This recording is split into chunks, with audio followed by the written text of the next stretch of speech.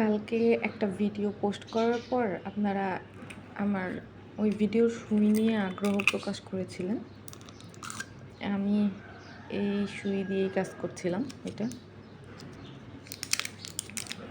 যে সুইগুলো এভাবে আসছিল একটা বক্সের মধ্যে এইরকম।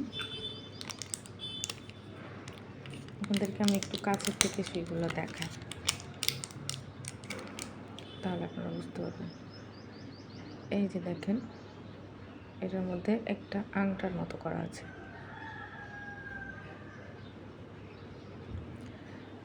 আর এইটার মধ্যে আমি সুতা ঢুকাইতে পারবো একদম সহজে। যদি আপনারা এরকম টান করে রাখেন সুতাটা, তাহলে কোনো হ্যাসেল ছাড়া এই সুতাটা এভাবে ঢুকবে। মানে আমার একটু অসুবিধা হচ্ছে, আমি ভিডিও করছি এই জন্য, কিন্তু এটা সহজেই ঢুকে যায় এইভাবে। এই যে হ্যাঁ, এটার সুবিধা এটাই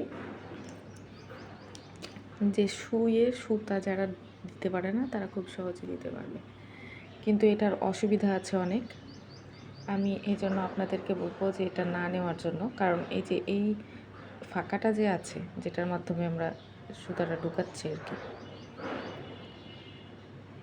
এই ফাঁকা দিয়ে কাজ করার সময় যখন ডবল সুতা থাকে, একটা সুতা থাকলে সমস্যা নাই, যখন ডবল সুতা দিয়ে কাজ করি তখন এটা বের হয়ে যায়, এভাবে বের হয়ে চলে আসে,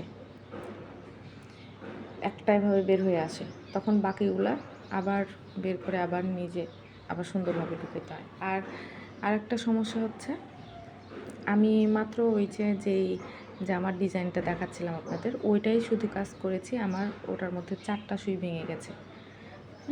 ভেঙে গেছে এজন্যই যে এই জায়গাটা পাতলা হয়ে থাকে, তো এই জন্য চাপ দিলেই ভেঙে যায়। এই ফাঁকা জায়গাটার জন্য মানে একটু জোরে চাপ দিলে বা টান দিলে কোনো শক্ত জায়গাতে, সেটাতেই ভেঙে যায়। আমি যে জামার কাজ করেছিলাম এটা তো খুবই পাতলা ছিল, তারপরেও এই সুই কাজ করে নাই। মোটা সুতাতে, মোটা কাপড়ে যদি কাজ করা হয় তাহলে এটাতে আরও বেশি প্রবলেম হবে।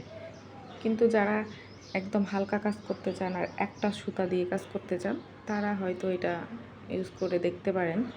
তবে এটার দামও যে কম তাও কিন্তু না, এটার দামও ছিল প্রায় 280 এরকম সামথিং দাম ছিল। আমি সঠিক দাম বলতে পারছি না, আমি দামটা দেখে আপনাদের কমেন্টে জানিয়ে দেব। আশা করি আপনারা বুঝতে পেরেছেন। এটা সম্পর্কে আর কোনো প্রশ্ন থাকবে না আপনাদের। তারপরেও যদি কোনো কিছু জানার থাকে আমাদের কমেন্ট করবেন, জানিয়ে দেব ইনশাআল্লাহ।